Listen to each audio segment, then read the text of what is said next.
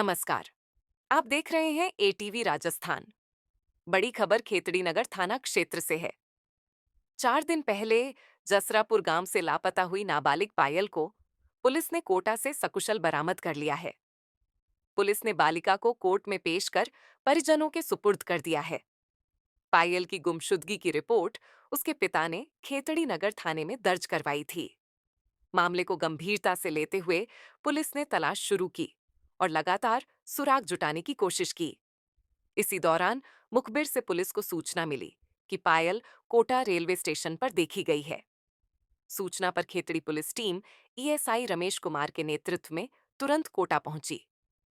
RPF की मदद से पुलिस ने बालिका को सुरक्षित बरामद कर लिया। पूछताछ में पायल ने बताया कि उसने घर में पढ़ाई छुड़वा दिए जाने, परिजनों के व्यवहार और घरेलू विवादों से परेशान होकर खुद ही घर छोड़ दिया था। उसने साफ किया कि वह अकेली ही घर से निकली थी और उसके साथ कोई अप्रिय घटना नहीं हुई। पायल ने झुंझुनू और रेवाड़ी होते हुए कोटा का सफर तय किया। मीडिया से बातचीत में उसने कहा कि ग्रामीणों में जो अफवाहें फैलाई गईं, जैसे कि डेड बॉडी मिलने की खबरें, वे पूरी तरह गलत हैं। दरअसल पायल की गुमशुदगी पर ग्रामीणों ने पुलिस को 72 घंटे का अल्टीमेटम दिया था। इस दौरान कई तरह की गलत अफवाहें फैल गईं। थानाधिकारी विजय सिंह चंदेल ने ऐसे अफवाह फैलाने वालों को चेतावनी दी है कि भविष्य में इस तरह की भ्रांतियां फैलाने पर कड़ी कानूनी कार्रवाई की जाएगी। फिलहाल राहत की बात यह है कि पायल सकुशल अपने परिवार के पास लौट आई है।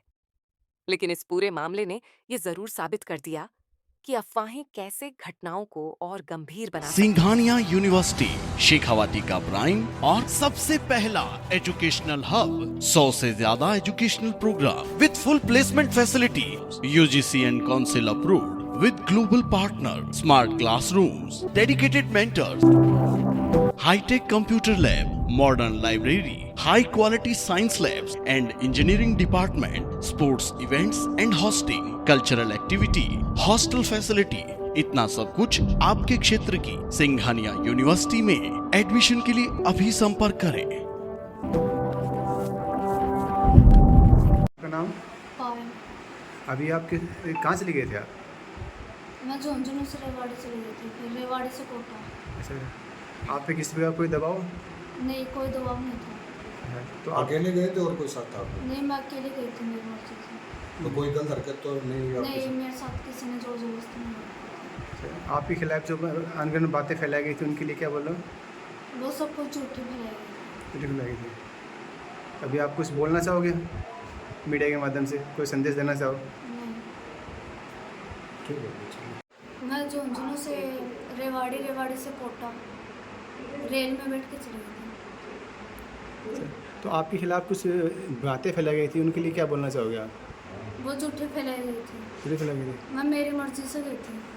अच्छा, अपनी मर्जी। दिनांक 18 अगस्त को परिवादी ने थाने पर अपनी पुत्री की गुमशुदगी रिपोर्ट दर्ज कराई थी, जिसमें उसने अपनी पुत्री को नाबालिग बताया था। बाद में जांच से वो लड़की बालिग पाई गई। उसके संबंध में हमारी टीमें लगातार इलाके में और आसपास के क्षेत्र में संभावित स्थानों पर उसकी तलाश कर रही थी। इसी दौरान जो है हमारी टीम को एक सूचना मिली कि ये लड़की जो है वो कोटा रेलवे स्टेशन पर देखी गई है। इस पर उच्चाधिकारियों के निर्देशन में टीम को कोटा के लिए रवाना करके और वहाँ से आरपीएफ की सहायता से लड़की को दस्तयाब किया गया। आज लड़की के कोर्ट में बयान करवाए गए हैं। जांच से ये पाया गया कि ये लड़की 10वीं के बाद में इसकी पढ़ाई घर वालों ने छुड़वा दी थी, घर पर ही रह रही थी। इसके प्रति जो व्यवहार है घर वालों का वो ठीक नहीं था थोड़ा। इस वजह से ये परेशान होकर के और अकेली घर से निकली और यहाँ से झुंझुनू से रेल के द्वारा ये रेवाड़ी और कोटा जाना बता रही है। अकेली लड़की मिली है, इसके साथ में और कोई नहीं मिला और किसी प्रकार का अपने साथ अपराध होना नहीं बता रही है।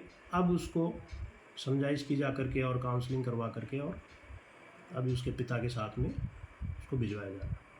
एक महिला उस समय जब ये सूचना आई थी तो हमारी टीमें लगातार ही उस सूचना की पुष्टि के लिए रात भर हमने संभावित स्थानों पर दबिश भी दी, जानकारी भी ली लोगों से, मौका मुआयना भी किया, आसपास के सीसीटीवी कैमरे भी देखे, लेकिन इस तरह की कोई भी बात है उसकी पुष्टि नहीं हुई। घटनास्थल पे इस तरह के कोई अलामत नहीं मिले थे और इसके संदर्भ में हमने जो भी प्रयास हो सकते थे वो किए, लेकिन ये इस तरह की जो बात है ये सिर्फ और एक कोरी अफवाह साबित हुई है और ऐसा कुछ अभी तक पुलिस को इस संबंध में पुष्ट कोई जानकारी नहीं मिली। तो अफवाह फैलाने वालों के ऊपर कोई कार्रवाई करेगी? देखिए, कोई भी व्यक्ति जब इस तरह की सेंसिटिव मामलों में अगर कोई अफवाह फैलाता है तो उसकी वजह से एक आमजन में एक भ्रांति पैदा होती है, लोगों में एक अविश्वास और असुरक्षा की भावना पैदा होती है और इससे इलाके में एक तनाव का माहौल बनता है। तो इस तरह की अगर कोई भविष्य में इस तरह की अफवाहें फैलाएगा तो उसके खिलाफ सख्त से सख्त कानूनी कार्रवाई की जाएगी। आमजन से भी यही अपील है कि इस तरह की अफवाहों पर ध्यान नहीं दें।